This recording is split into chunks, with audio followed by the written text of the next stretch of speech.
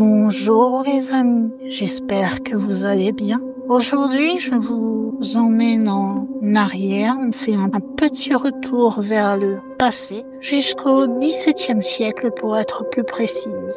Car je vais évoquer avec vous dans cette vidéo l'histoire étrange d'un certain tableau représentant Saint Jean l'Évangéliste qui se serait mis à pleurer en 1648. Mais avant de vous en dire un petit peu à ce sujet, comme d'habitude, je vous invite à vous installer bien confortablement, à prendre quelque chose à grignoter, quelque chose à boire, ou tout simplement, si vous m'écoutez façon podcast, de faire ce que vous avez l'habitude de faire lorsque vous mettez en fond les histoires de mes vidéos. Donc comme vous l'aurez compris, aujourd'hui je vous accueille pour une nouvelle vidéo concernant un tableau qui aurait pleuré. C'est un des phénomènes religieux et historiques qui est soi-disant donc le plus troublant qui soit arrivé au XVIIe siècle. Imaginez, vous avez un tableau entre guillemets banal. Celui-ci représente donc Saint Jean l'Évangéliste. Vous n'avez jamais eu de problème, il ne s'est jamais rien passé avec ce tableau qui est accroché là depuis un certain temps. Lorsque celui-ci, un jour, va se mettre à verser des larmes, et pas juste de son côté, il va verser des larmes devant une foule entière qui restera stupéfaite de l'événement. Tout cela s'est passé le 5 mai 1648. Il y a donc plus de 350 ans. On appelle cela le miracle du tableau de Saint Jean l'Évangéliste. Il se situe dans la paroisse mère de Nuestra Señora de la Concepción, dans la municipalité de San Cristóbal de la Laguna. Plus généralement, c'est une paroisse qui se trouve sur l'île de Tenerife. Eh bien, ce jour-là, comme vous l'aurez compris, ce tableau de Saint Jean l'Évangéliste dans cette paroisse aurait pleuré. Aujourd'hui, nous allons donc évoquer dans cette vidéo l'histoire, s'il y a des témoignages ou des restes de rapports de personnes ayant vu ce phénomène, les interprétations religieuses et scientifiques de ce mystère, et est-ce qu'au final ce mystère plane toujours ou est-il résolu? Tout d'abord, nous allons faire un petit saut dans le passé à Tenerife, à l'époque où cela s'est passé. Nous sommes à ce moment-là à San Juan de la Rambla, qui est une toute petite commune qui se situe sur la côte de Tenerife, dans les îles Canaries. À cette époque, en 1648, l'Espagne est toujours un empire assez puissant, mais il est à une période où les temps sont assez durs. La péninsule ibérique est fragilisée, l'économie est en crise, et la peste fait plutôt rage dans plusieurs régions malheureusement. À Tenerife, qui est l'île la plus peuplée des Canaries, la population est profondément catholique. Donc, les églises vont jouer un rôle central dans la vie sociale. Les saints et les figures bibliques sont même des médiateurs entre le peuple de Tenerife et Dieu. Parmi toutes ces figures, il y en a une qui s'appelle Saint Jean l'Évangéliste. Et il occupe une place assez spéciale à Tenerife. C'est l'un des apôtres les plus proches de Jésus. Il est souvent représenté jeune, calme, méditatif et plutôt visionnaire. Le tableau le représentant se trouvait dans l'église paroissiale donc de San Juan Bautista à San Juan de la Rambla. Il a été peint selon les classiques de l'époque et il représentait tout simplement Saint Jean dans une attitude plutôt contemplative. Ce tableau a été peint par Cristóbal Ramírez. C'est une petite peinture qui représente le buste de l'évangéliste Saint Jean avec son fameux aigle totémique en arrière-plan qui est considéré comme un joyau dans les îles Canaries. Cristóbal Ramírez s'est installé à San Cristóbal de la Laguna vers 1590. Il est alors formé lorsqu'il apprend à peindre dans le style que l'on appelle maniériste sévillan, qui date de la fin du XVIe siècle. Au total, ce peintre réalisera 24 tableaux du retable majeur de l'église de Nuestra Señora de la Concepción, selon entre 1602 et 1609. on pense que cela est peut-être une œuvre à identité collective. De son œuvre picturale, à l'heure actuelle, ne subsiste que cette petite peinture donc de San Juan Evangelista, donc Saint Jean l'Évangéliste, qui est assez coloré et harmonieux à la fois, malgré que ce soit le fameux style de maniérisme donc sévillan andalou. En soi, c'est un tableau comme les autres, me direz-vous. La valeur qu'il a aujourd'hui pour ceux qui connaîtraient ce tableau, c'est une valeur qui réside dans le fait que, apparemment, celui-ci aurait pendant 40 jours eu une sorte de sueur miraculeuse. Et tout cela a commencé à partir du matin du 5 mai 1648, lorsque les premières gouttes vont être découvertes sur le tableau. En ce qui concerne sa position, cette huile sur toile de Saint Jean l'Évangéliste, elle est exposée dans un cadre en argent dans la nef de l'évangile, donc de la fameuse paroisse de Nuestra Señora de la Concepción à San Cristóbal de la Laguna à Tenerife, dans les îles Canaries encore une fois. C'est l'un des objets les plus prodigieux et les plus célèbres du fait de cette fameuse transpiration qui aurait duré 40 jours. Revenons donc sur cet événement. Apparemment, la date du 5 mai ne serait pas une date fortuite, car le 5 mai serait la veille de la célébration ecclésiastique du martyre de ce fameux Saint Jean évangéliste. Et là, on pense que c'était une sorte de signe en plus du fait que ça soit donc la veille de la célébration de son martyre, c'est que cela s'est produit alors que, à cette époque, l'île était menacée par une nouvelle épidémie de peste. Ce jour-là, quelque chose d'étrange va alors se produire dans l'église paroissiale qui est dédiée à Saint Jean-Baptiste. C'est un fidèle qui, en s'approchant du tableau, va commencer à remarquer quelque chose de bizarre. Il va regarder d'un peu plus près comme il le peut, et il lui semble qu'il peut voir des gouttes humides au coin des yeux du saint. Au départ, il se dit tout simplement qu'il a peut-être une hallucination, qu'il a trop forcé ses yeux à regarder le tableau. Il tourne un peu la tête, se calme, et une fois que pour lui tout semble bien, sa vision est revenue à la normale et qu'il se rassure de ne pas se tromper, il décide de regarder de nouveau le tableau d'un peu plus près. Et là, non, il ne rêve pas, il voit bien des larmes qui semblent couler le long des joues qui sont peintes, représentant donc Saint Jean l'Évangéliste. Il ne fut pas le seul à observer cet effet, car lors d'une messe chantée, une foule aussi qui était là donc pour la messe va pouvoir observer que l'image de Saint Jean l'Évangéliste va commencer à suer, une sorte d'exsudation huileuse totalement imprévue. Quand il s'agit de ce genre d'histoire, vous savez que très vite, surtout sur un endroit assez petit, la nouvelle va se répandre dans tout le village. C'est alors que l'église va se remplir de gens qui soient là par curiosité ou tout simplement par ferveur envers Dieu. Et il va commencer à se passer des choses comme une sorte d'idolâtrie devant ce tableau. Car maintenant que l'on sait que cette peinture serait en train de pleurer, des femmes qui vont aller devant le tableau vont se mettre à tomber à genoux, pleurer même. Certains vont prier à haute voix, lui implorant sa miséricorde divine. Apparemment, ce ne serait pas étonnant puisque cette société semblait profondément religieuse à l'époque. Et avec ce qui se passe à ce moment-là, le phénomène va prendre une signification immédiate et assez bouleversante.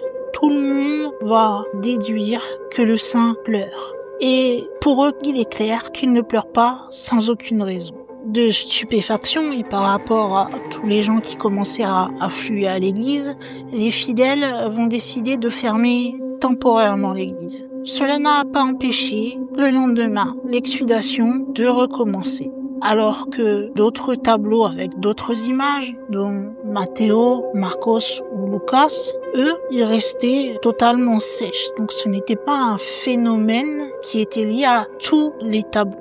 On a même essayé pour voir si ce serait pas tout simplement quelqu'un qui aspergeait d'eau le tableau, mais lorsque on aspergeait les autres, l'eau séchait, alors que sur celui de Saint Jean l'Évangéliste, il y avait toujours cette espèce d'eau huileuse qu'on ne sait pas vraiment décrire. Elle persistait quoi qu'il arrive. Cette exsudation de Saint Jean l'Évangéliste va durer 40 jours. Vous vous doutez donc que pendant 40 jours, les témoignages vont s'accumuler. Le curé de la paroisse, qui jusqu'alors n'avait fait qu'entendre le témoignage de ses fidèles, va pouvoir observer à son tour le phénomène. Et du coup, un juge et plusieurs témoins vont alors officier un procès-verbal. Le seul problème, c'est qu'ils vont oublier de le signer. Finalement, sur ce procès-verbal, ils vont réussir à retrouver 13 témoins qui vont signer pour attester que le phénomène qui est décrit est un phénomène que plusieurs témoins ont jugé crédible, notamment les notables du village, des médecins, des responsables religieux et même des militaires qui étaient simplement de passage dans la paroisse. Pour être sûr, on a même consulté un certain Vieira y Clavijo, qui était scientifique et prêtre.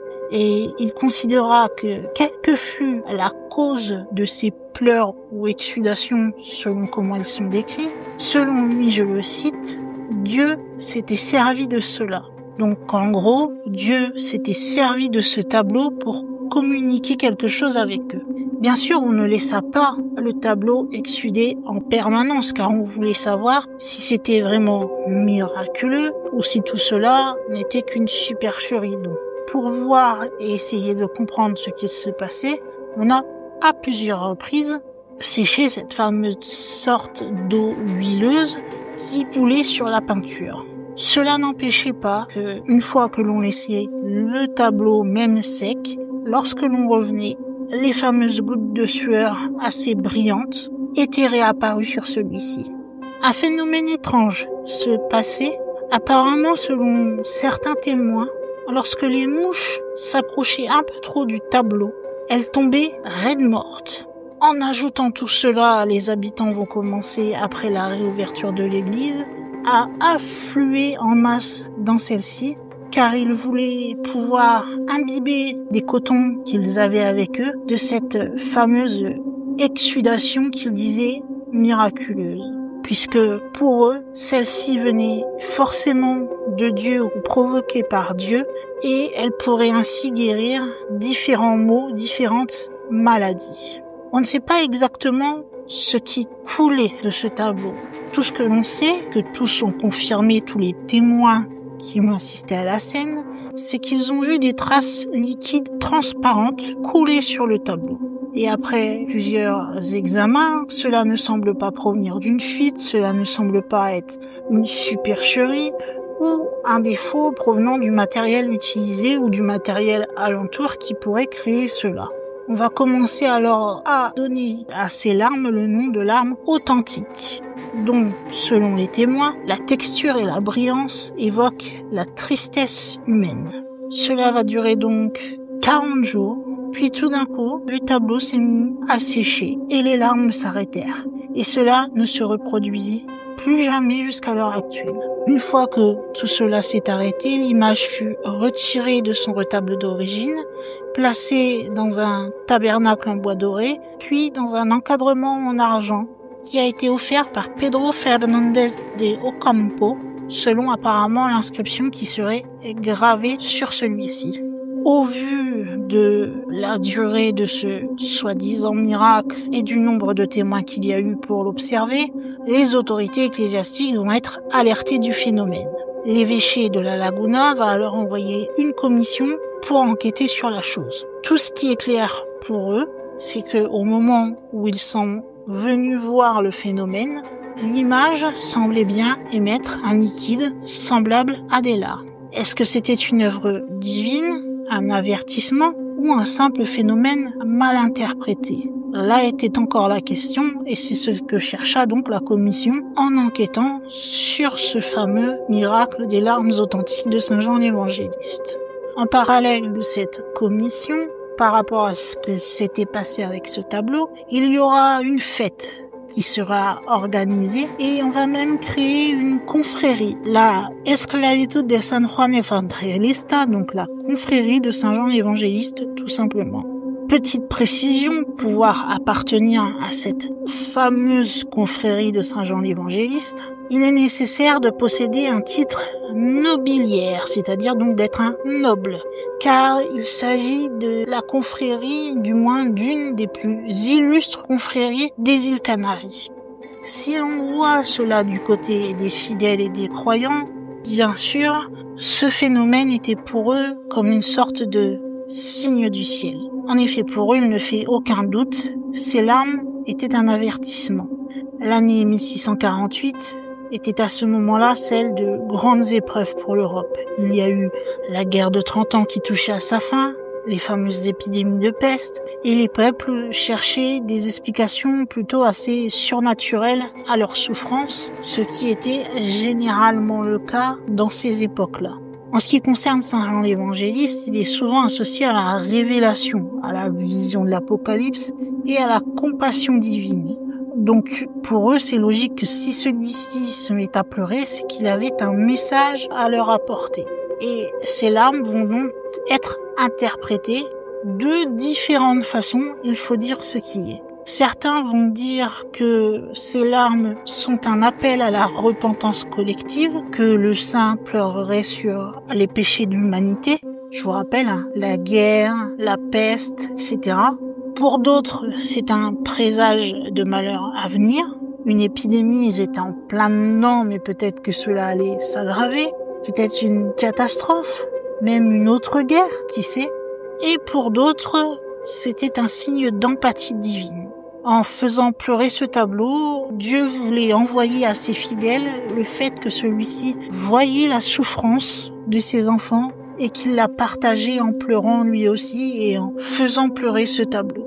À partir de ce moment-là, du fait qu'on pense que c'est un miracle, que c'est Dieu qui communique, etc., des processions, des messes spéciales, des veillées de prière seront alors organisées. Et on va en venir au point que l'image va devenir carrément un objet de vénération populaire. Car cela, bien sûr, intriguait les fidèles qui pensaient que Dieu voulait leur communiquer quelque chose, mais cela aussi intriguait les non-croyants, car cela semblait être assez étrange. C'est là qu'on en vient à part sur la vie des fidèles, sur la fameuse analyse et à la fameuse commission qui est venue pour essayer d'en savoir plus sur ces fameux pleurs. Comme je vous le disais, la rumeur et les témoins qui ont vu ce tableau pleurer vont se propager très rapidement, jusqu'à, encore une fois je vous rappelle, remonter jusqu'aux oreilles du fameux évêché de la Laguna, qui est la capitale religieuse de l'île. À cette époque, en plus, on était dans une période qui était assez marquée sur la lutte contre les hérésies, les superstitions et les miracles non autorisés. Donc, au vu de ce qui se passait, l'Église se devait d'aller vérifier et de valider ou réfuter le phénomène. On en vient donc à la fameuse commission qui a été envoyée à Saint Juan de la Alhambra, et celle-ci va être composée de théologiens, de prêtres, mais aussi, pour ne pas que l'on dise que cela était purement entre religieux, sera ajouté à cette commission des membres totalement laïcs de confiance. Leur mission pendant leur commission sera de déterminer si ce qu'il s'est passé est un miracle, un phénomène naturel ou, ce qui serait le pire pour eux, un canular ou un cas de manipulation émotionnelle pour quelque part gruger les fidèles. Donc pendant la commission, ceux-ci vont interroger les témoins, examiner le tableau, observer à proprement parler les larmes et rédiger ainsi des rapports au fur et à mesure de leur enquête. À l'époque, ceux-ci n'avaient trouvé aucun signe de trucage. Ce qui est à noter cependant, et qui a été noté dans le rapport, c'est que ce phénomène d'exsudation semble s'être arrêté un peu après l'arrivée des enquêteurs. Donc selon la commission, ce n'est pas un canular, il y a juste le fait que ça se soit un petit peu arrêté après leur arrivée qui va leur faire un petit peu tiquer, mais cela s'arrête là. En gros, pour l'instant, ils sont plutôt tendance à croire que cela était un phénomène réel. Cependant, nous avons évolué et au fil des siècles, il y a des historiens qui vont s'intéresser un peu plus à ce phénomène et des voix qui sont, vous vous doutez, plus sceptiques vont donner leur avis sur le phénomène des pleurs du tableau de Saint Jean l'Évangéliste. Certains historiens ont évoqué la possibilité qu'on tout simplement cela soit un phénomène chimique ou physique, comme une sorte d'humidité ambiante qui aurait réagi avec les pigments de la peinture. Car apparemment, cela serait possible, du moins à l'heure d'aujourd'hui, on aurait observé de tels phénomènes. En ce qui concerne lui par contre qui était un témoin de l'époque, je vous rappelle, José de Vieira y Clavijo, le fameux prêtre qui était venu observer de lui-même ses pleurs, lorsqu'il va évoquer ce qu'il a vu, donc ce fameux prodige, il va suggérer à ce moment-là que la réponse pouvait résider dans une réaction chimique du mercure qui se trouvait à l'époque dans la peinture vermillon qui avait été utilisée pour faire le visage de Saint Jean l'Évangéliste. C'est une idée qui a été évitée d'être évaluée, mais qui, selon lui, si on regarde l'ensemble des faits, ajouterait une touche supplémentaire de singularité à l'épisode décrit. Seulement, si c'était le cas, comment expliquer, sachant que le tableau était là depuis déjà pas mal de temps, pourquoi cela n'est jamais arrivé avant, puisque ça aurait pu être une réaction chimique qui aurait pu se passer avant, et pourquoi cela n'a pas tout simplement recommencé après, pourquoi il n'y a plus cette fameuse supposée réaction chimique. Là encore, la question reste en suspens. Des restaurateurs d'art qui, eux, s'y connaissent quand même un petit peu en tableau, vont donner aussi leur avis et souligner que certains matériaux qui étaient utilisés à l'époque pouvaient suer, entre guillemets, ou se dégrader de façon assez étrange. Voilà, ils ont dit une idée générale que ça pouvait arriver sans forcément s'exprimer sur le cas spécifique de Saint Jean l'Évangéliste. D'autres vont évoquer la possibilité que cela soit des moisissures microscopiques ou des champignons invisibles à l'œil nu qui auraient provoqué ces micro-gouttelettes. Mais là encore, la question est pourquoi cela s'est-il arrêté d'un seul coup? Est-ce que les champignons ont disparu comme par magie? Là encore, la question reste en suspens. Là où la commission a plutôt tendance à croire que le phénomène était réel en majorité, d'autres, eux, avec le temps, vont évoquer quand même la possibilité que ce qui s'est passé était tout simplement une mise en scène volontaire pour essayer, nous allons dire, de réveiller un petit peu le côté religieux et avoir une sorte de contrôle sur les fidèles ou de renforcement de la foi chez certains autres. Finalement, d'autres vont évoquer la possibilité que tout cela était en fait une illusion d'optique qui aurait été causée par la lumière d'une bougie ou bien le soleil. Mais là encore, la question reste la même. Pourquoi ce n'est pas arrivé avant? Pourquoi ce n'est plus arrivé après? Les hypothèses sont plausibles, mais cette question de savoir pourquoi juste pendant 40 jours ça s'est passé et pas avant, pas après que ça a pas recommencé, là ça devient plus compliqué. Cependant, comme c'était en 1648, ce tableau n'a jamais été soumis à une analyse moderne approfondie.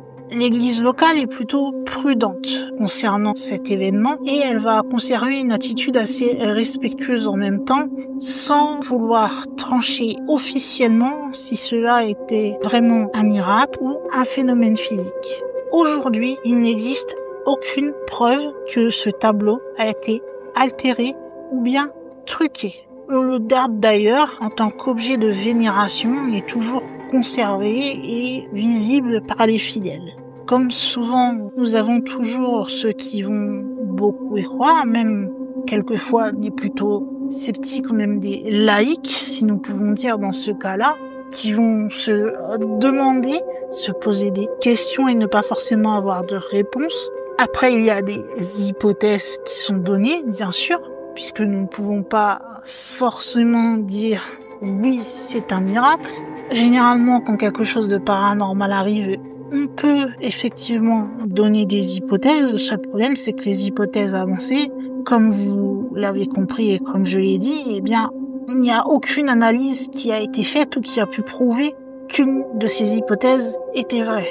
Donc, du coup, c'est pour ça que cela laisse un peu l'église, nous allons dire, ne sachant pas trop quoi penser de ce phénomène, puisque d'un côté, ils n'ont rien trouvé, ce qui tenterait à prouver que le phénomène était bien un miracle, une sorte de message envoyé par Dieu. Mais de l'autre côté, comme on n'a pas analysé comme il se doit le tableau, parce que nous étions en 1648, tout simplement, et que nous n'avons pas toutes les techniques que l'on a maintenant pour analyser les choses, eh bien, on ne peut pas écarter certaines hypothèses non plus. Reste que qu'on croit à ce miracle ou qu'on n'y croit pas, c'est à l'époque un phénomène qui va profondément marquer la mémoire collective de Tenerife. Encore aujourd'hui, le tableau de Saint Jean l'Évangéliste est exposé et il est aussi vénéré qu'à l'époque, puisque bien sûr, son histoire est parvenue jusqu'à nous. Il y a même encore aujourd'hui des processions qui sont organisées autour de la relique et de cette fameuse histoire du tableau qui pleure. D'ailleurs, celle-ci est même enseignée dans certaines écoles locales, pour vous dire l'importance que celle-ci a pris sur l'île de Tenerife. Quelque part, ces pleurs ont été comme une sorte de symbole. C'était pas seulement une sorte de miracle isolé, mais vu la période où cela s'est passé, c'était comme une sorte de miroir de l'angoisse collective qu'il y avait à cette époque, avec cette sortie de guerre, l'épidémie de peste qui arrivait, etc.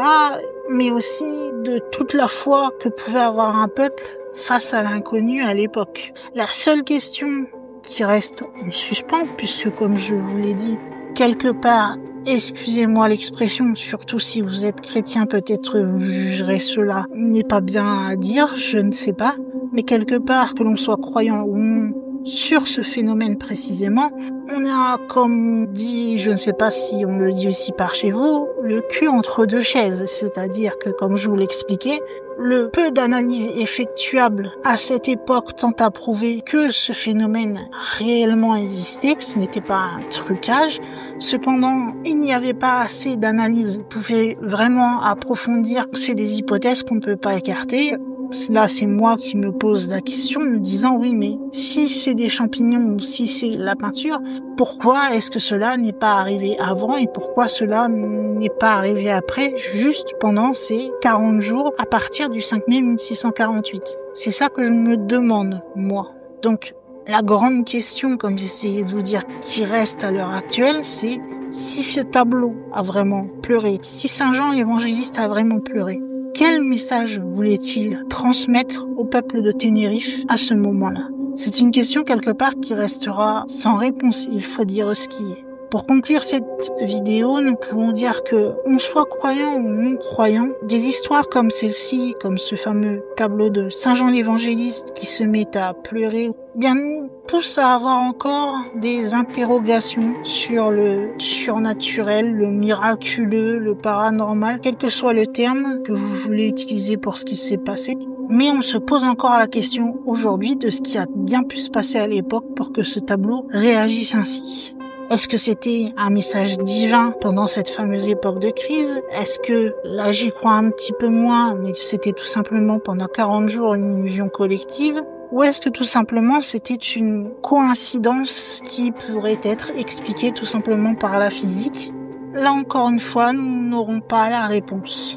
Tout ce que nous savons et qui est certain sur cette histoire et sur le tableau, c'est que celui-ci est versé des larmes ou non. Quelque part, plus de 350 ans après, c'est tellement créé dans l'histoire de Tenerife qu'on se pose même plus trop la question, puisque il continue à faire parler de lui et continue à faire couler beaucoup d'encre.